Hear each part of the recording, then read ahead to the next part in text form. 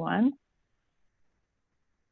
This meeting's being recorded. Well, hello, everybody. Thanks so much for joining us today. It is officially 7:30 p.m. Central Standard Time, and we're going to get going. My name is Sam of Samwise Coaching and Hypnosis, personal trainer, health coach, and hypnotherapist.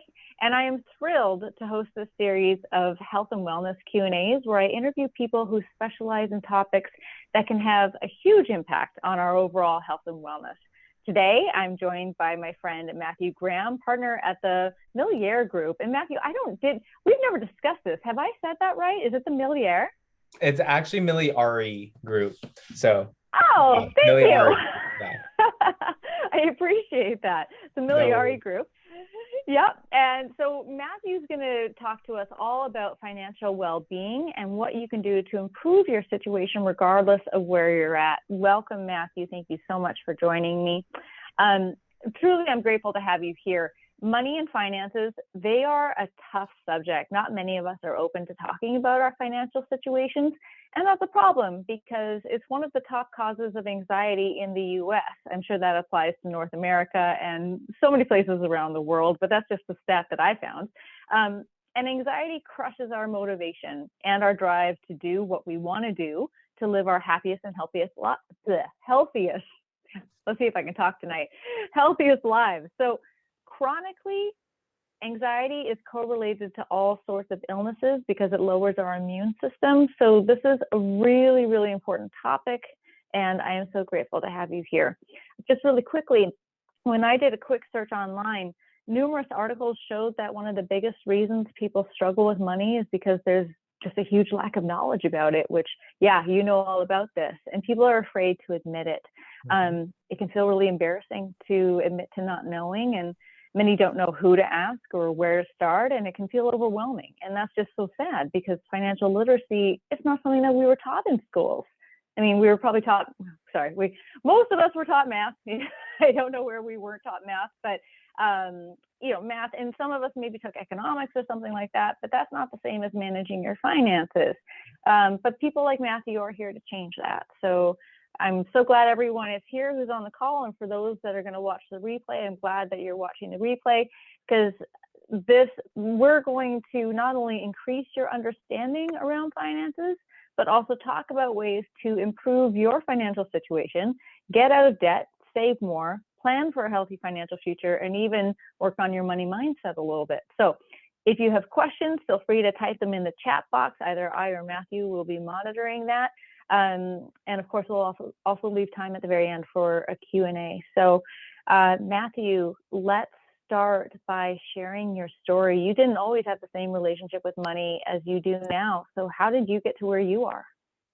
No, I did not at all. And thank you, Samantha, so much for having me on tonight. It's truly an honor. I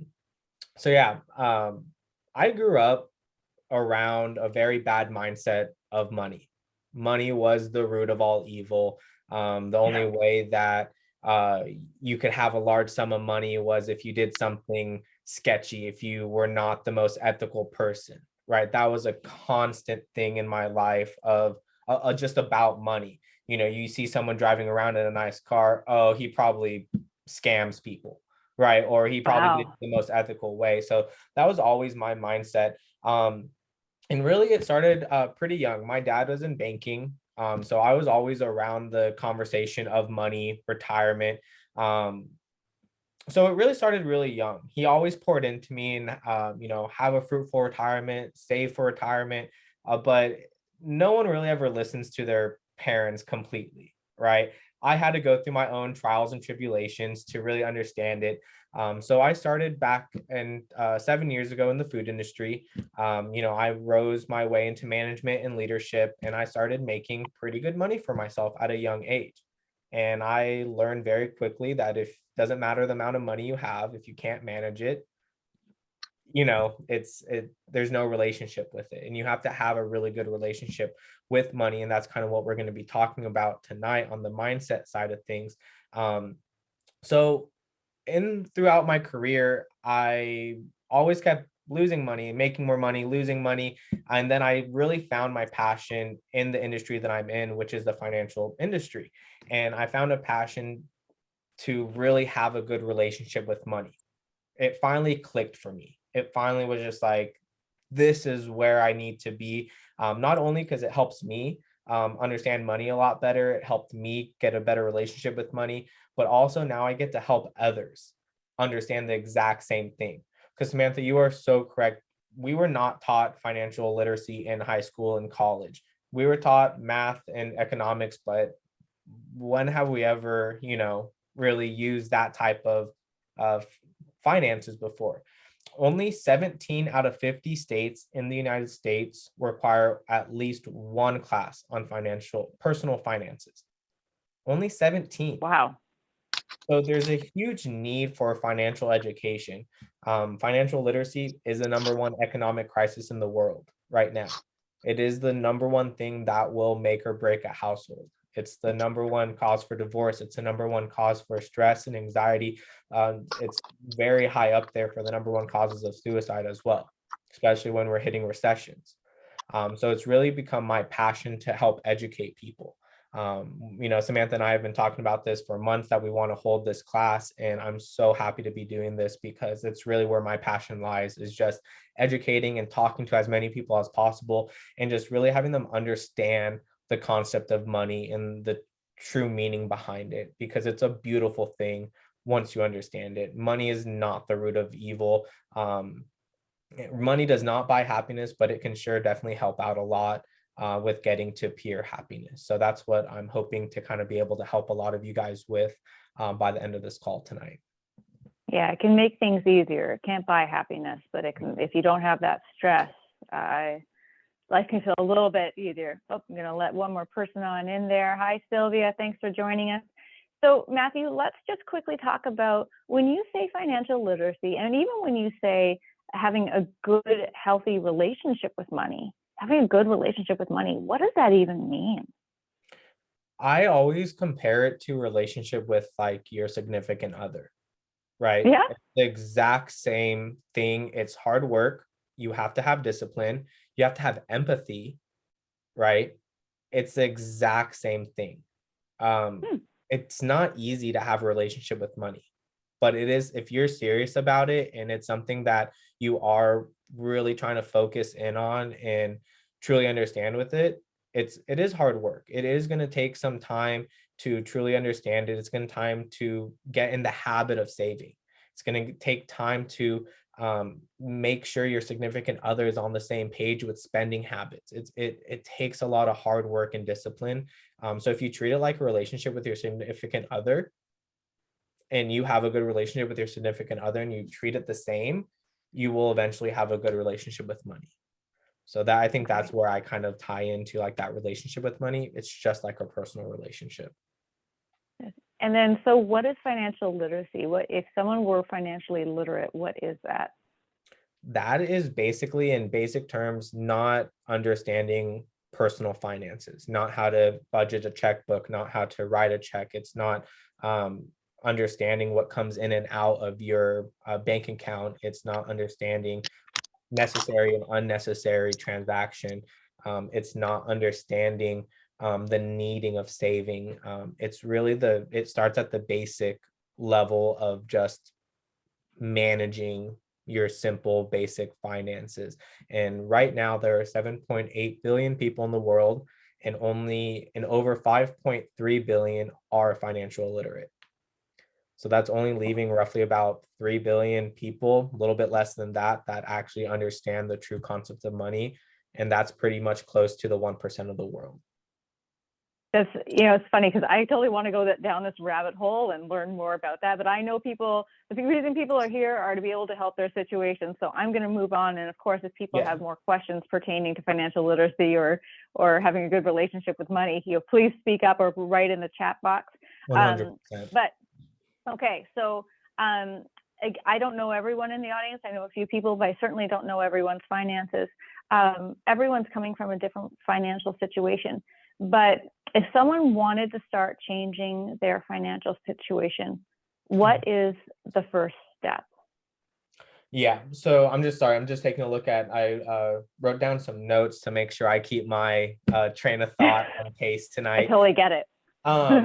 First and foremost, it's truly understanding what's coming in and out of your bank account. It's knowing your expenses.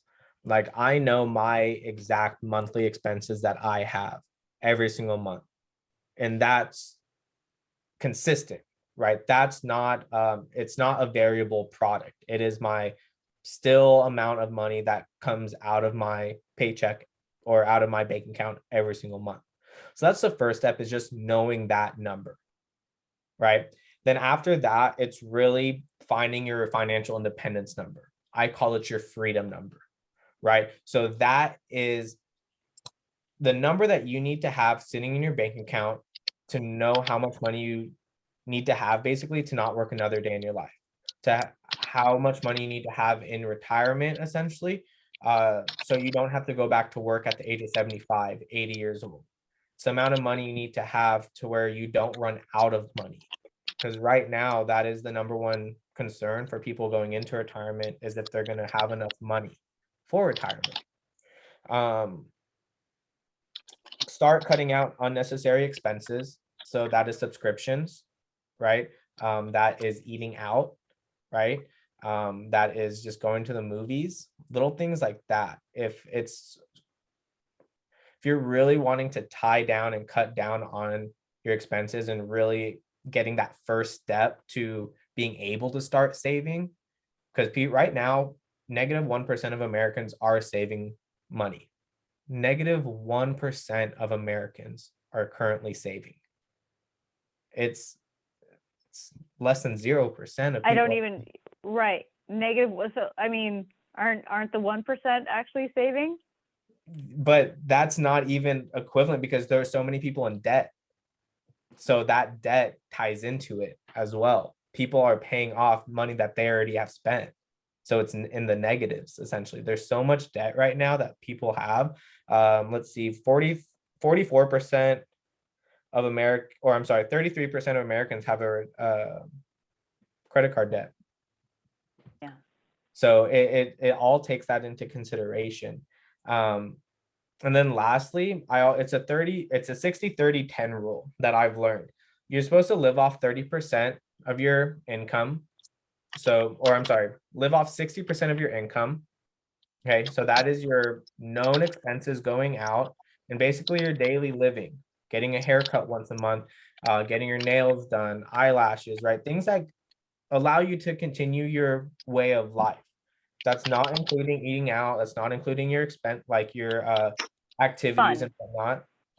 And then 30% you're supposed to be saving. The last 10% you should be investing into your retirement. So that's the rule that I've been using, is the 60-30-10 rule. So that are kind of my first steps on just to put your foot in the door. And this will allow you to start saving. To kind of backtrack to that freedom number, that financial dependence number, once you have that number and you know what number that is, you have a target that you get to aim for. You know what you're working towards, essentially. You're not just saving $300 every paycheck, but what if you're not enough?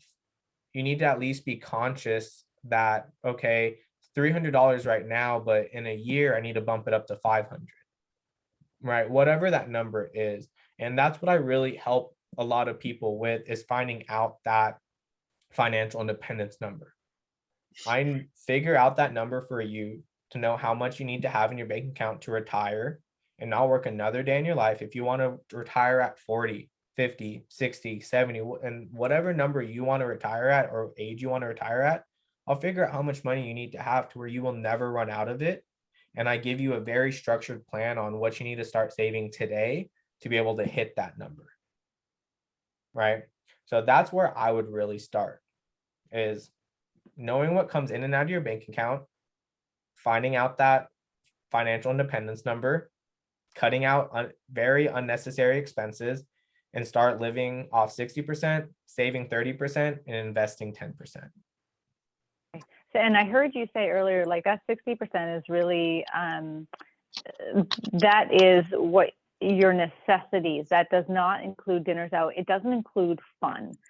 Yeah. How hard is that for people who come to chat with you, and what suggestions do you have for people who are going, but wait, I want to live my life a little here too? What would you say to that? The one thing that I would really say is like, would you rather spend that? And a lot of the people that I talk to are in their mid time of their life, so they have kids, they're getting ready to have kids, so it's a lot harder. Again, I go back to saving money and having a good relationship with money. It's not easy, right? Yeah. But what I would say is I would rather kind of struggle right now, at least live below my means right now, to be able to give my kids a life when they're older, to give yourself a life when you're older in retirement. That's the most important part of your life. That's when you should be able to start traveling. That's when you should be able to start going out to those expensive dinners and treating yourself after working your tails off for the last 40, 50 years. Right now, you should be worrying about that time. Like, I always like to say, yeah, you want to live in the now, but when you're so tight to needing to save and whatnot, you have to have the mindset that the money will be there for you later on. It's not going away.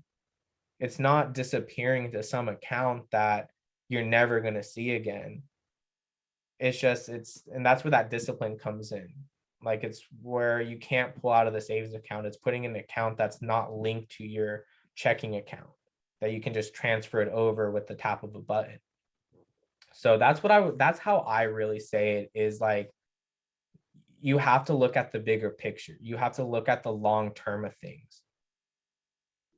Well, it's funny because in my mind, as the health and well-being component, for so many people, that fear of money, I can imagine, even for me, the concept of, oh my gosh, just not having any joy in my life for not going out to dinner, not planning a vacation, not yada yada yada.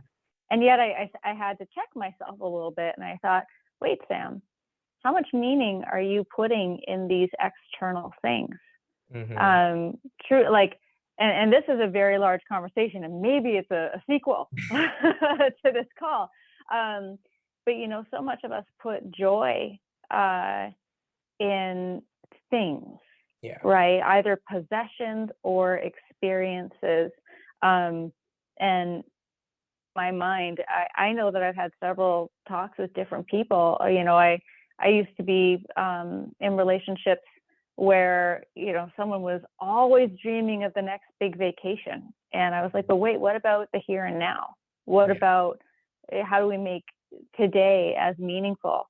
And back then I probably thought about, well, let's go out to dinner. But as I continue to push that mindset, I shouldn't say that, but as I continue to explore that, even just what one of the things COVID did when they shut down everything, right?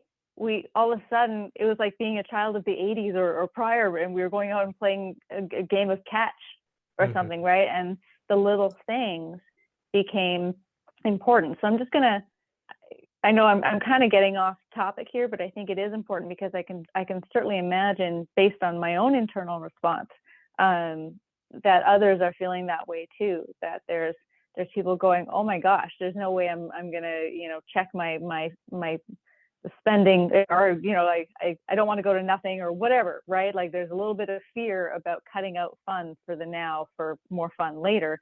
But the work, I suppose, if you're in a situation where you need to change your financial situation or make improvements, the work becomes, how can I have more fun in beautiful everyday things that perhaps don't cost money? And what meaning am I taking if I'm not going out to dinner, if I'm not going out to the movies, if I'm not going on vacations? There's a lot of depth there. Yeah. One thing that I really would say first and foremost is how serious you are about saving the money and having an abundant retirement.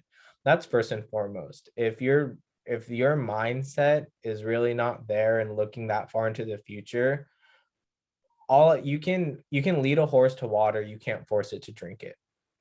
Yeah. And then the second thing I'll say on that is I've learned to have peace with where I'm at in my current lifestyle and my situation, and replacing that external factor and finding else something else to replace it with. That's really what I've had to do, because there's been months and years where I've lived so low below my means to be able to, you know, start a business, start something else, start saving for something else in my life. Because it's okay to save for a vacation. There's nothing wrong with that. But it's when you're still really looking at that long term side of it, you have to find something that to fill that void. Because if it is that external factor of going out to dinner with your significant other, replace it with a quality time of making dinner together at home. Yeah. For me, it's instead of going out with my friends and grabbing a beer on a Friday night, I've replaced it with spending time with my family. Right? It's like that whole just having peace with really where you're at and what you currently have. Because if you're not at peace with anything, you will find something to spend the money on. You will find something that is going to fill that void for that evening. But then how do you feel that next morning when you spent $300 at the bar, or you spent $100 dinner, right? I always look at it's like, well, how am I going to feel after that? Is that really adding value to my life going out to dinner? It might be for that hour and a half, right? That the environment that you're in, the server coming up to you, filling up your glass of water without you asking, the delicious steak that you have in front of you. But then what about that next morning when you look at your bank account? Yeah. So That's it's kind of like looking at weight loss, it's giving into the immediate, right? The immediate gratification. And then, the next morning you have guilty residue.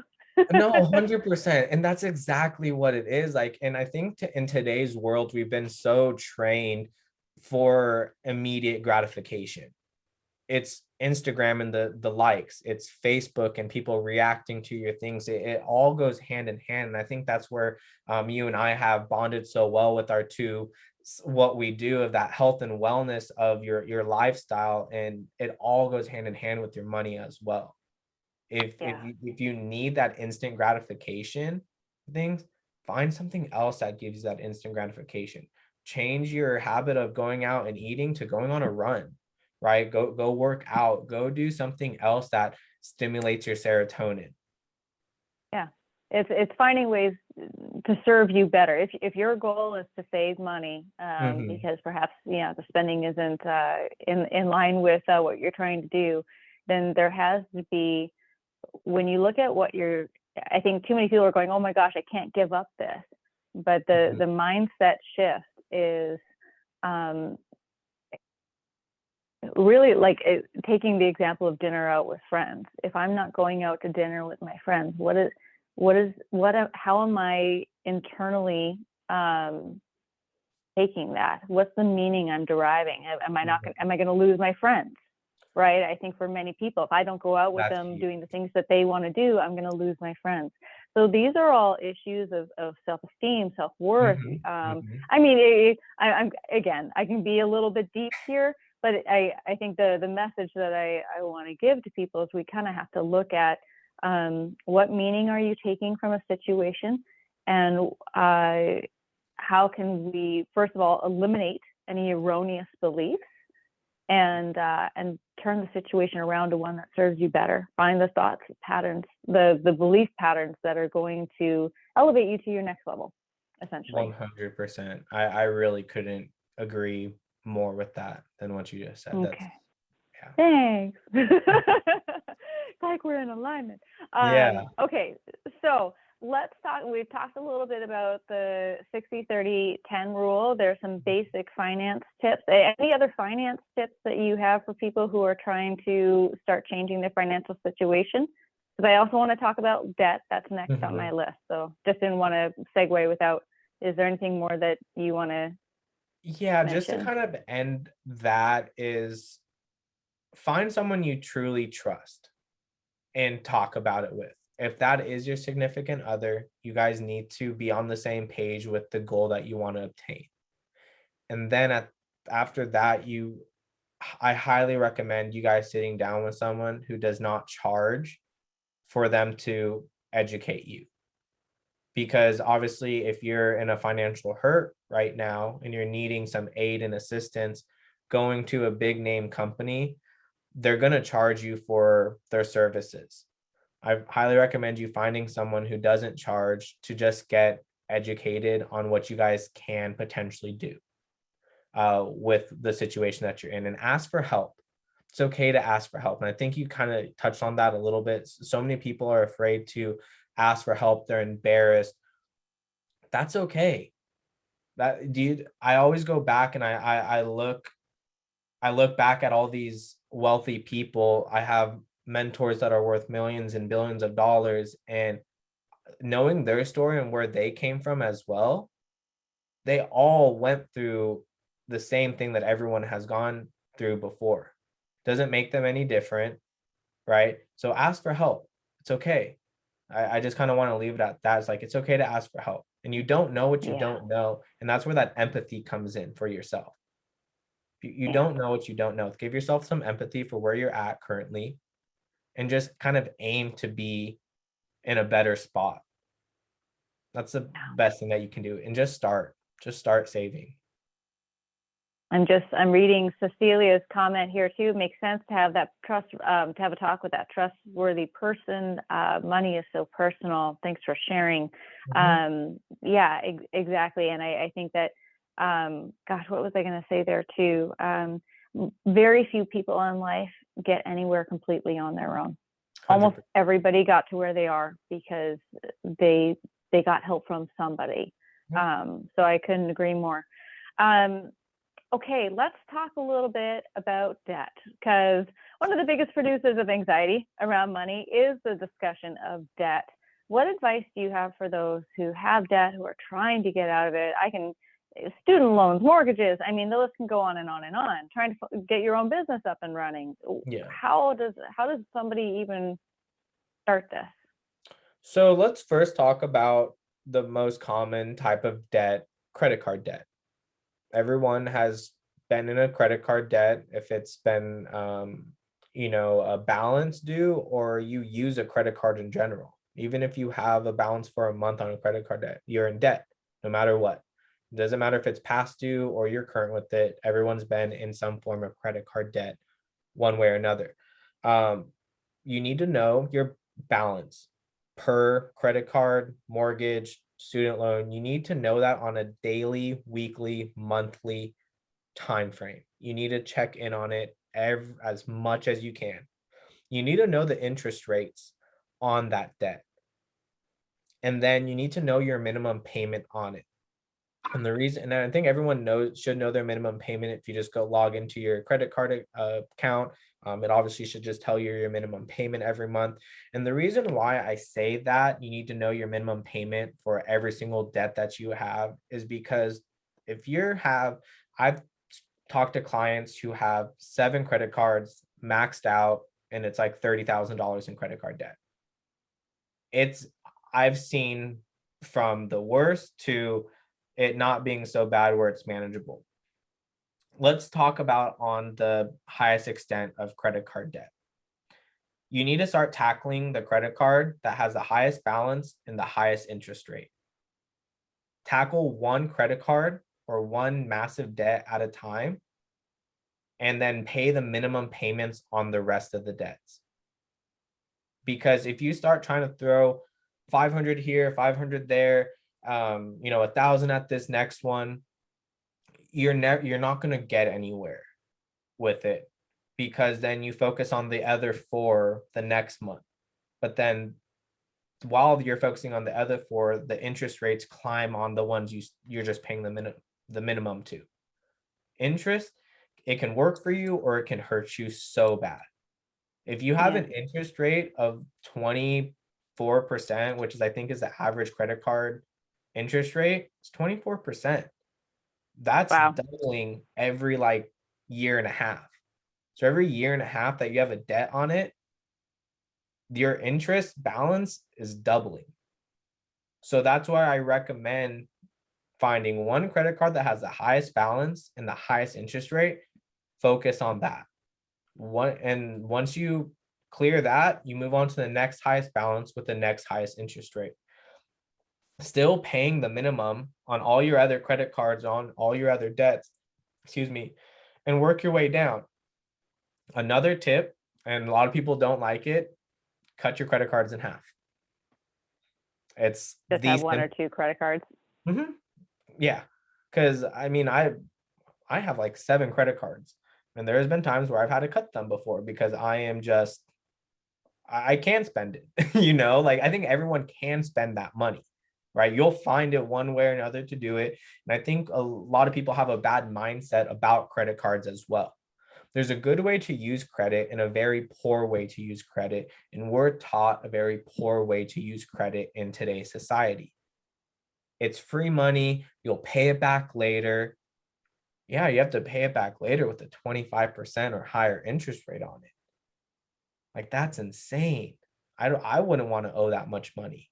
So I recommend cutting your credit cards if you can't control the actual spending, or freezing them, putting them in water and freezing them. Those are kind of 2 ways. I think I've heard that tip before. Yeah. Yeah. That's awesome. I have a Take mentor. away at it. Yeah. Yeah, and it's very hard to get it back 100%, or you have to wait, a full 24 hours to let it freeze or defreeze. And hopefully by that 24-hour mark, your instant gratification need will kind of go away for that item that you want to buy. But I have a mentor. His name is Rondi Lambeth, and he's the credit card strategist of the nation. He's been featured on NBC, CBS, and all these different news channels. And that's the one thing he talks about is if you have so many credit cards, he literally talks about freezing the credit cards. And that's coming from a man who has been in credit for the past 30 and 40 years. He literally recommends you to freeze your credit cards if it starts getting to that point. But really, to start tackling debt is to tackle one at a time. Yeah, because whether we're talking about credit cards or mortgage payments or things like, is it the same principle? Tackle one at a time. Just make like a mortgage payment. You are supposed to pay a certain amount every month. So is this different? So yeah, so mortgage is a little different. You can always refinance your mortgage for a lower interest rate for a different payment. You can always talk to your lender or the loan person and see if they can change your monthly payment to lower it a little bit. I've never really seen many lenders be doing that, but you can. It's an option. You can always ask. Mortgage is a little bit tough because that is either a 15 or a 30-year loan that you get out on your house. So yeah, mortgage is a little different. It's hard. So that's different. You don't consider that debt. That's like, to me, that's like I owe a whole bunch of money, so I'm in debt.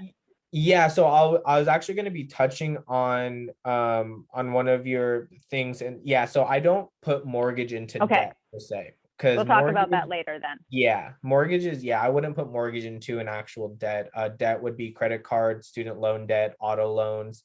Auto loans. Let's talk about auto loans. Most Americans finance their cars. It's ironic. You don't ever want to pay off your auto loan sooner than the end date.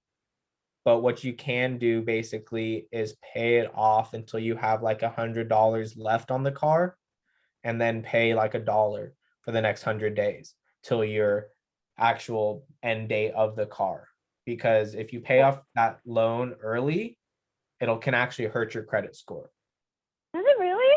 Mm-hmm. Oh no, I think I've done that before. Yeah, so it's not much, but it'll be a couple points off your credit score. But if you pay off a car loan early, because the bank is wanting your money, the bank is wanting the interest on the money that you're spending. So when you pay it off sooner and they don't get the full amount of money, all these banks have huge relationships with FICO, the main credit card where they Yeah. check credit score, and they can easily say like, oh, this guy paid off his car loan early. Let's drop it a couple points. And it won't be much, but it is one thing. So you don't want to ever really pay off a car loan super early. But you can definitely pay it down to about $100, $200, and then over the next 200 days, just pay $1 per day. Wow, that's crazy. Okay, and same with student loans. Any tips there? Student loans, always try to get the interest rate lowered. I believe over the past couple of years, most student loans have been pushed down to 0%. So since it's at a 0%, if you have a very low interest rate on your student loans, I recommend not paying them. That should be the last debt that you truly pay. Wow. Because student loans, yeah, if on average they're very low interest rate, so that should be the last debt that you're paying. And if that's the one that you're not paying, I would say that to be the one not to pay is your student loan debt. So let me make sure I understand. When you say don't pay them, if you have a student loan that has zero interest rate, which it sounds like most student loans are the case right now, it's zero interest rate. I think some have even stopped because of COVID, right? Like there's no payments due. But let's pretend, you're one of those people that has zero interest rate or 0.1, I don't know. But you're saying don't even pay the monthly? Don't pay anything? And if you have other forms of debt, then no. If that's the Wow. only form of debt that you have, then of course, pay it off. There's no reason why you shouldn't. But if you have thousands of dollars in credit card debt, or if you have a $40,000 brand new car loan, and for whatever reason that's taking more than 80% of your paycheck to pay the car monthly, I would not recommend paying that student loan. And you don't get penalized for not paying? It's through no, I haven't seen anyone ever get penalized for it, to be honest, because they're not making any money off of it. And that's the thing you have to understand about credit. That's how banks make their money. So only way that banks make their money is by loaning out the money. So the thousands of dollars that you have sitting in your bank account in your virtual debit card, right? That money is technically not there. That's loaned out to someone else. That's how the banks make their money, is through loans. They want to give you a loan, but back in the 60s when they did a tax reform, they had to kind of strict it up of they gave the qualifications of how they need to make a certain amount of money because people stopped paying the money back, right? Okay. But the banks want to loan you money. You have to understand that they want to give you all this money so you can spend it and get what we call into a debt trap, where it's just like you get another loan to pay off all your other debt that you have. Personal loans, I recommend to never get a personal loan. Those interest rates are atrocious, but a lot of people get a personal loan, a $10,000 personal loan, to pay off the $5,000 in debt. Then they have an extra $5,000 to spend, right? But then that's another monthly payment with another high interest rate.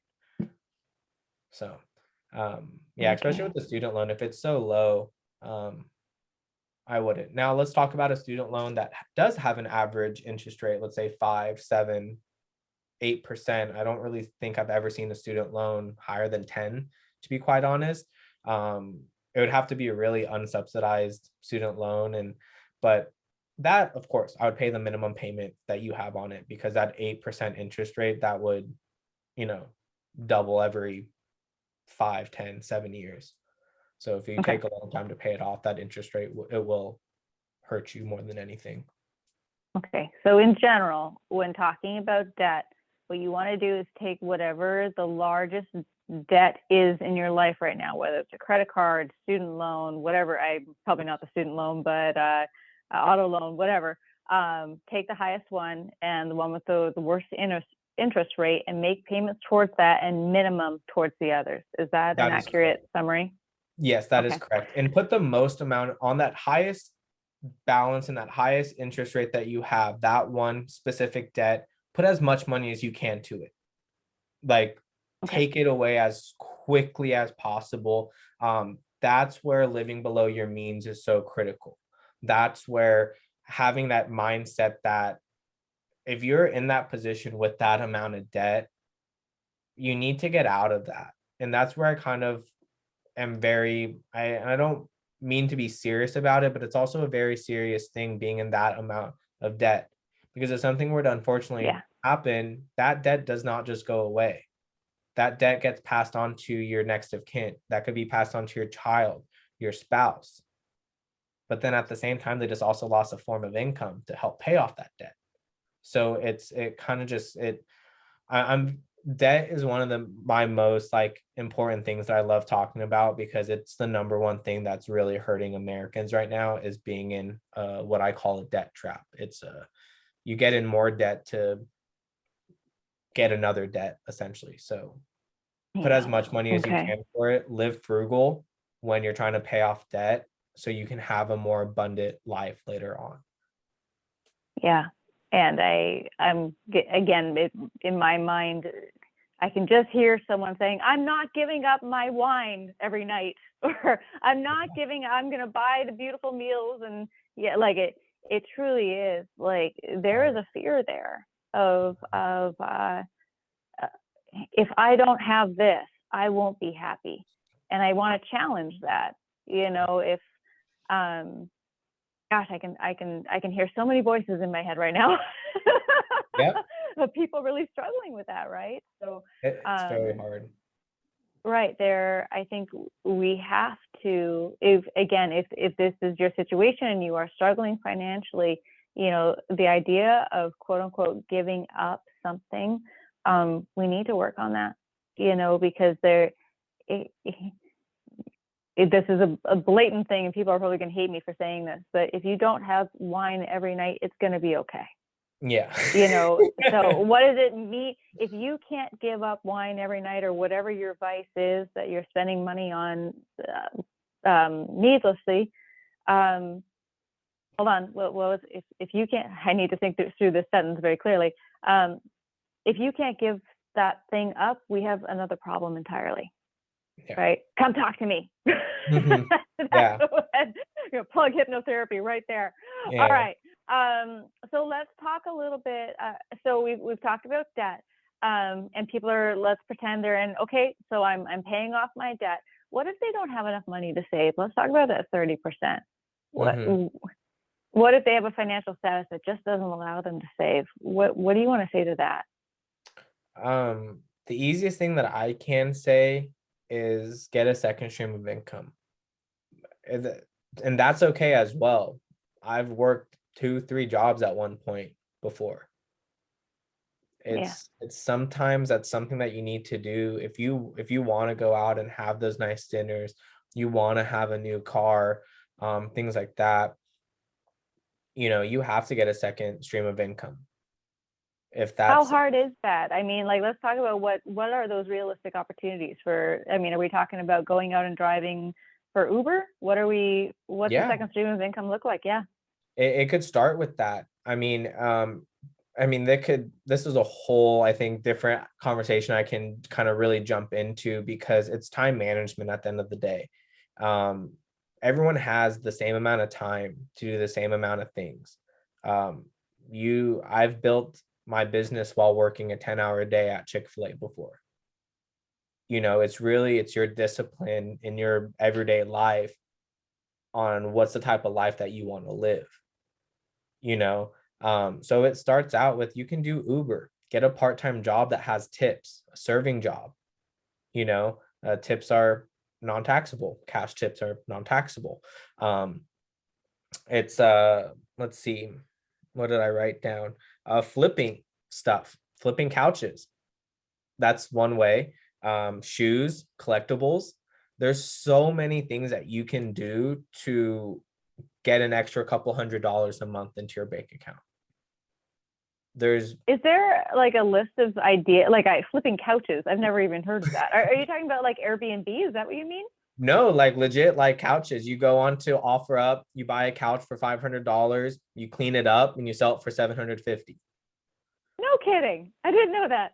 Yeah, and that's an extra Technical $250 just on one transaction, right? And Yeah. it's not something anyone wants to do. Like, I don't want to, I wouldn't want to do that, but it's more of a want versus a need. And that's where that mindset shifts, and that discipline that you have with your relationship of money. How bad do you want more income? How bad do you need it? Right? I kind of always go back to that, like, well, is it a want or is it a need? No, I need to have more money so I can pay my bills, so I can start saving. I need to have that. So you need to go get a second stream of income. On another side of that, let's say you truly don't have time. I'm not a parent. I don't have a significant other, so I can't say what other people's everyday life looks like. Um, but what you can do is you can start learning to add value in your current place of work. Be more valuable. Solve more problems at work. That's where any company has been built from. Every company out here solves a problem.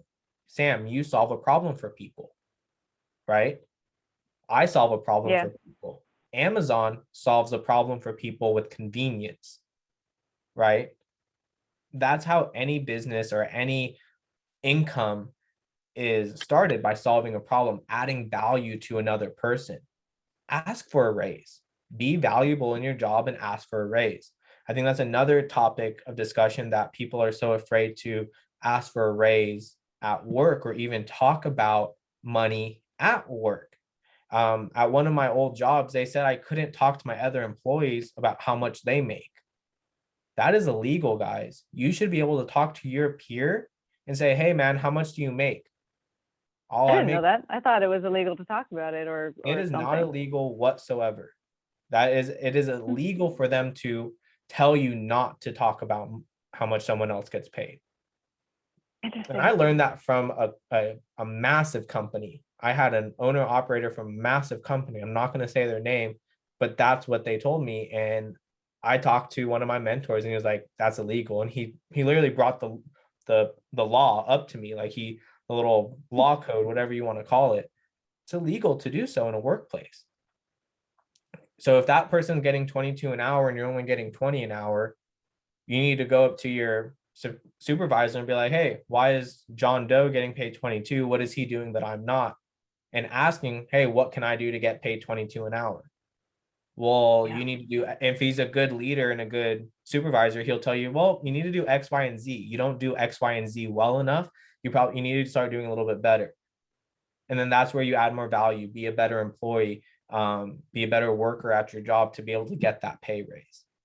Follow up with Well, them. this is an interesting discussion too, because I can just hear that. I mean, there are many people who work in vocations where, like, let's take a nonprofit, right? Mhm. The idea of paying higher wages. There are people who work in nonprofits who get higher, but compared to working for profit in the same job, it's completely different. So sometimes there is like, well, this is as much money as I can make, right? And that so my question for those who are just feeling like I'm capped, I can't make more than what I can.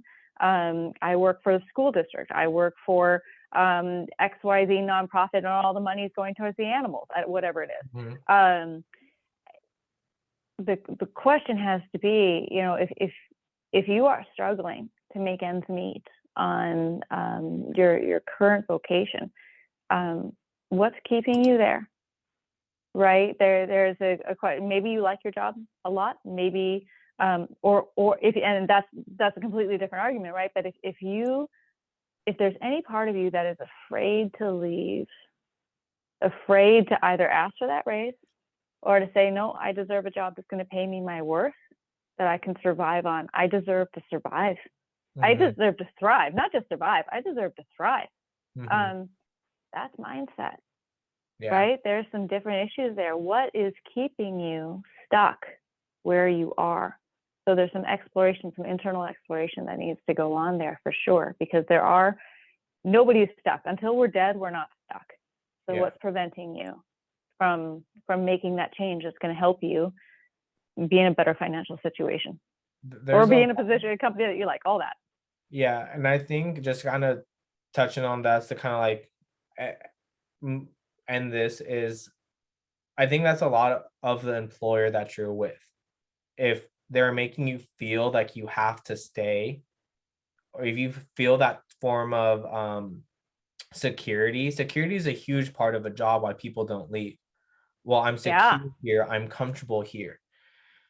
One thing that I've always been taught is when you're comfortable, when you're sitting in comfort, you're not growing anymore. You're not becoming the best version of who you are. Everyone's capable to make $1 million in their life. Everyone's capable to make six figures. But when an employer starts to make you feel like you can't, that you are stuck there, it's okay to kind of go bid yourself out in a way. Everyone's in sales in life. For you to get your job, you had to sell yourself. You truly did, right? Go bid yourself to someone else. Hey, I'm getting $20 an hour over here. This is what I have. What can you guys give me?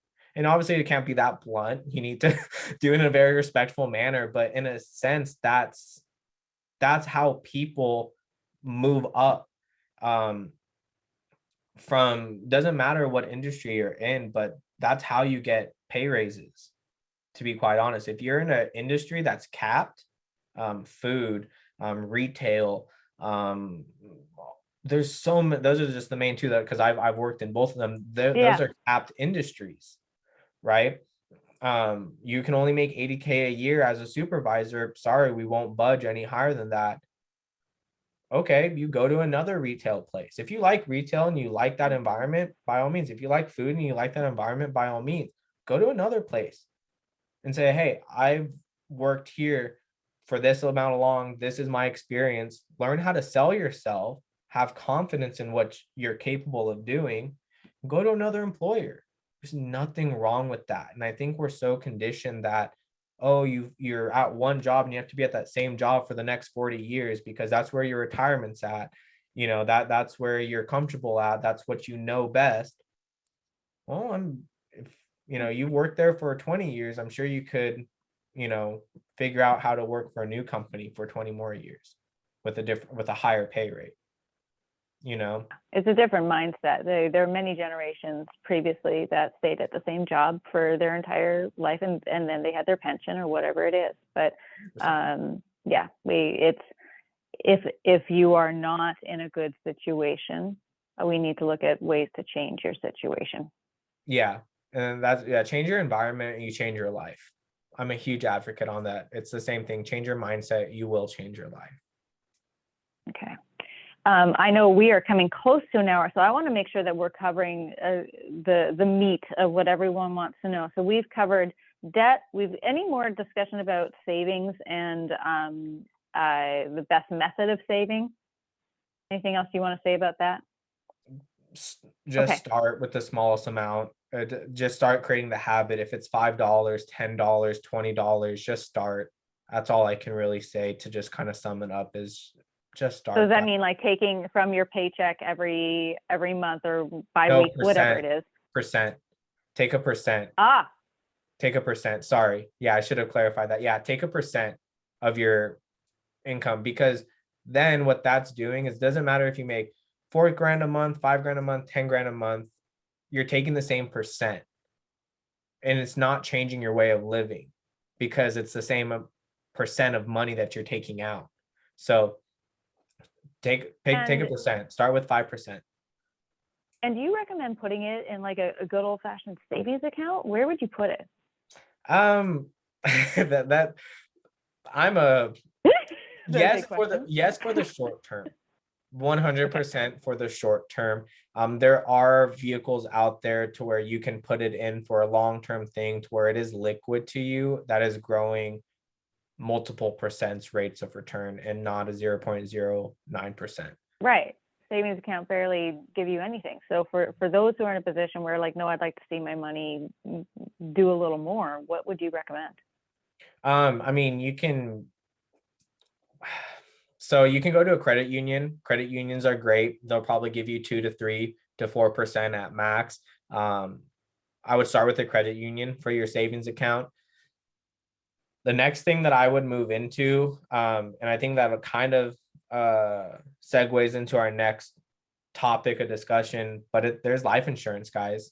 A lot of people don't know there's two forms of life insurance. There's temporary life insurance, and then there's permanent life insurance. Permanent life insurance vehicles is a form of saving of retirement as well that allows you to have liquid cash. So you could pull the money out if you wanted to, if you needed to, but it is a savings account. It can be used as a savings account. But that's kind of like a whole other thing. But there is life insurance that you can do that with, that allows you to put money in monthly, allows you to grow a massive rate of return, anywhere from 7 to 17%. It's liquid to you and it's tax free. Can you, because again, I'm operating from a perspective that, people who are attending this call might not have the vocabulary. So what does liquid mean? Liquid means that you have the accessibility to your money right away. It is, you call your bank and say, hey, I want this X amount of money, and it'll be mailed to you within the week, the month. There's no that you have to wait a certain age to obtain the money. There's no hold on your money. So what I hear you saying is that there's not a new form of life insurance, but there's two forms of life insurance, temporary and permanent. And one of those or both of those, there's an option to somehow get 7 to 17% investment. So can you give me a scenario, just role play this for me, that if I started contributing to a life insurance plan one day, because my life insurance plan doesn't do that. So can you role play this for me, that if I needed that money before the term, or yes, eventually yeah, go ahead. Yeah, so there's term insurance, temporary. There's no cash value to that. That is the basic form of insurance. It's mainly what they offer through your place of work. It covers burial cost, and really I think that's about it for work term, group term insurance. But then you can get term by outside of yourself, and that covers basically your debt, your mortgage, your expenses for the next 10 years. Then you have permanent life insurance, to where you have a cash value. So if I take $150 a month and I start contributing it to a permanent life insurance policy, I am getting protection for myself and my family in case anything were unfortunately to happen. But then two, I am now saving for retirement that is accessible money. So I put the $150 in a month, and then in that vehicle, it is allowing, depending on the company, the vehicle, the product that you choose, it ranges anywhere from 7 to 17%. Some can be uncapped. It just depends again. And the money grows for you in that account. As the money is growing in that account, after the first 10 years, you can access the money. So that's why I say, in the short term of things, putting into just a general savings account into a credit union is a good idea. You should always have money in a savings account and a credit union account. But then this is to where you can start saving it and allow your money to really work for yourself, but have complete access to it. It's your money. You can take it out when you want to, pay for a car, pay for a family vacation. The list goes on. Okay, so so can someone at age 50, 60, 70 start doing this?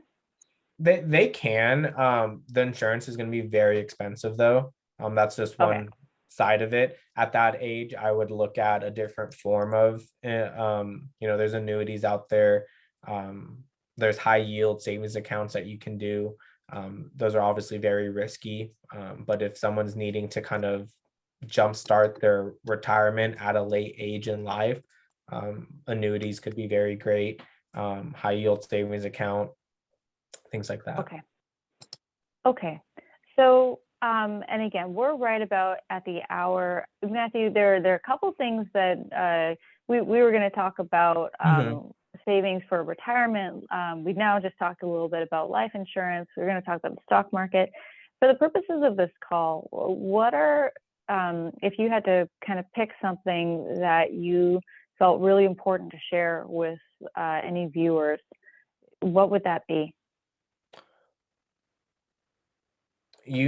All of it. Yeah, so it's very hard because let me just, you know, you need to find a place to be able to put your money that is safe. Right now, the stock market can be great for quick returns, but it has a lot of risk to it, a lot of Right. downside risk to the stock market. I will never uh, send anyone away from going to the stock market if they want to. Two brokerage accounts that I highly recommend if people do want to start getting themselves into the stock market is Fidelity and TD Ameritrade. Those two brokerage accounts are my personal favorite. They are very good companies to be a part of. Um, they can help you create a brokerage account, um, find a vehicle that is safe of the market. There's only very few of them. One of them being life insurance, as I'm talking about, safe to the market. But then two, you want a tax-free retirement. You want tax-free money. So a Roth IRA, right? You want to start contributing to a Roth IRA. If you have a 401k, a 403b, TSP, great, amazing. Get something else that is tax-free though. You want a tax-free retirement. You don't want to pay taxes later on in life because they're going to be going up. Taxes will inevitably go up right now. And are those Sylvia says, are those yes, they American are. accounts? Yes. Yeah. Yeah. So for our folks in Canada, we're talking about the RSPs. There's a tax-free one and what's it called when it's not tax-free? What is that word? They're tax exempt, tax advantaged. Thanks. Yeah. And yeah, so in Canada, then there's a 401k match with your company. Outside of that, I forget, but in the U.S., the equivalent is the IRA and the Roth IRA, and then a 401k. Yes. And for the people in RSP Canada, and TFSA. if you guys are in Canada, I can help with people in Canada as well. I have there is a brokerage team out in Canada that I do work very close with as well. So I can, refer them over to you guys, and they are all very familiar with all the different accounts that work very specifically in Canada. So I'm just very I only know kind of like American accounts that being used right now. So Matthew, I think there's been a lot of really great advice here, and we would need more than an hour to probably go into more detail. But one of the main let's talk a little bit about your company and specifically how you help people, because I know earlier you were just like, get someone who's not going to charge you to help you out with your financial freedom number. So let's talk about what you do and how you can help viewers. Yes, definitely. Thank you. Yeah. So the company that I'm with, we don't charge for our services. And that's the one thing that I've absolutely loved about it, because if we're really trying to help people get into a better financial state, why are we charging them $500, $1,000 an hour to sit down with them? So that's one thing I love about our company is we don't charge for any services whatsoever. What we do for clients is we sit down, and what we do is we do a financial needs analysis. So where we do a breakdown of your finances, we figure out for you what comes in, what goes out, and then we figure out that financial independence number, right? That freedom number for you guys. And then we do our work, and we basically bring you a pretty PDF, basically breaking down everything for you. And it shows to you how much money you need to start saving today to be able to hit that with a good interest rate on it, right? So we show you different plans and illustrations basically on different things that you can be doing, right? Depending on your financial situation that you're in. Every client is going to be different. Everyone's going to be in a different one. So I am partnered and brokered with top 200 A-rated financial companies in the United States, to where I can go to any company that's going to best fit Sam your needs, let's say, right? If that is Fidelity, if that is Nationwide, if that is Transamerica, Pacific Life, right? I have access to all these companies to basically pick and choose what's going to be best for you. Right. So I truly help put everything down on paper for you to where you and your spouse, your significant other can truly see what's really happening. Where is your money going? And then I give my best financial advice on, well, you're spending, $400 a month on dining out. Could we take half of that off? We just start with, breaking down a little bit by each. That's what I help people with and families with, is just basic finances. I go over it and break it down. And I come back to you with a very strategic plan on how to tackle debt if you're in debt, right? I'm partnered with a lot of mortgage companies that can help you refinance your mortgage or help you lower your interest rate on your mortgage. There's solar if you want to help cut down on your light bill, right? I'm contracted with a solar company that can help you get solar installed, right? Lock in your rate right now. There's so many things I can help people with. Yeah, I think what I'm kind of taking from this conversation is there's a lot of untapped, non-traditional ways to save or to perhaps help yourself out in the future. And like I know that before talking to you, I wasn't aware of the life insurance plan that could actually come back to me. My life insurance, I gotta change that because I'm just wasting money right now. But right, but the how to save on lights or electricity. I don't know, solar, right? Like these are things I would not have thought about going to someone like you to help me out with. So I think the main point that I want to say is that if you need to make some change and you want some free advice, please do talk to Matthew. Matthew, if people want to get in touch with you, how do they do that? What's your contact information? Yeah, I'll go ahead and drop all my information down on the chat. If that is by phone, email, even Instagram. I'm open to be reached out to. Call me, leave me a message if I don't answer, and I will get back to you within 48 hours to set up a time for us to chat. I do all my conversations through Zoom. I will never do it strictly over the phone. I'm a very in-person type of talking. We need to be face to face, and just know that I'm here for everyone's best interest. My passion is to truly help people, educate them, and really get people on the right side of things here. Awesome. So I will go ahead and leave my information on the chat. And just one thing is a couple of resources that I would really wanted to share with people, because everyone should do their own personal studying and getting their own knowledge from outside of anyone you speak to. If it's myself, someone else, you need to do your own personal thing. So a few books that I want to give people that could help. How Money Works by Steve Shabbalb. It's a great, easy, readable book. It's like maybe 120 pages, but it breaks down everything about money. Money Master the Game by Tony Robbins. That is an amazing book. There's Rich Dad, Poor Dad by Robert Kiyosaki. Amazing book as well. And then lastly, The Psychology of Money by Morgan Housel. And that is really going to help you change your mind. And then YouTube. I think a lot of people forget about YouTube. Search on YouTube. Watch videos, guys. Learn YouTube from University. YouTube University. That's it's huge. I use it to this day. If I don't know something and I hear someone talk about it, I'll go onto YouTube and I'll watch a 20-minute video on it.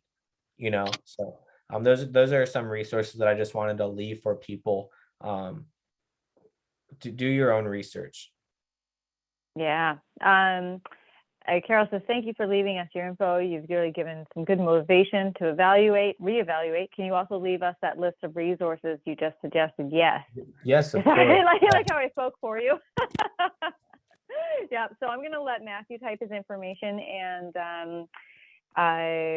the books in the chat. And of course, I'm going to put it in the Facebook group and make it, when I put this on YouTube or whatnot, it'll be in the comments as well.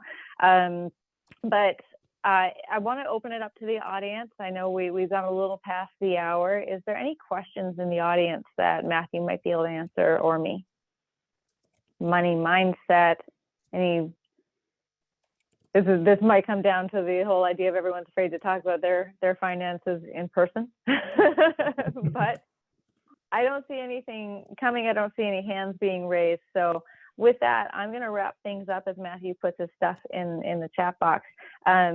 So Matthew is available to talk about different strategies, different tactics that you can take to improve your financial situation and really walk you through what your personal next steps might be. I highly recommend that customized conversation. But as we talked about, sometimes despite all, and this is, I'm going to compare this to weight loss, sometimes despite once knowing what to do, sometimes we still feel mentally stuck. Sometimes there are limiting beliefs that can stand in the way of us doing what we know we need and want to be able to do.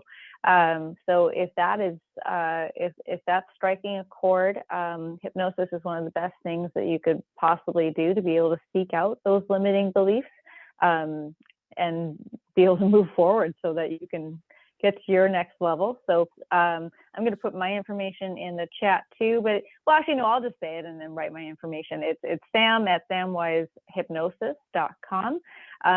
With that, Matthew's put his information in the chat. Please feel free to copy and paste for anybody who wants that information right now, or if you wait till tomorrow, I'll have this up on the group page for my Facebook group, Love This Life, Health and Wellness from the Inside Out, and on YouTube. So Matthew, I want to thank you once again. What a great conversation. Clearly, there's so much here that we could have gone on so much more.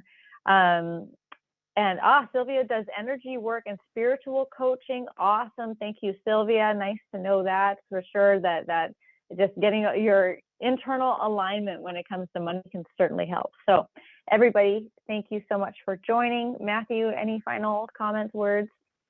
No, just thank you so much, Sam. It was really a pleasure. Thank you for allowing me to have this conversation with you and everyone here. And maybe you guys are okay on your finances, but if you know someone that is really needing this form of education, do them a favor and help them out and send them to someone to get this type of information. Because don't save it for yourself. Help people that need help as well. I just kind of want to leave it at that. Awesome. Yeah, I couldn't agree more. Matthew, thank you so much. Everyone, happy Monday night, and wishing you much love and success. Thank you so much for joining. Thank you, Matthew. Bye-bye.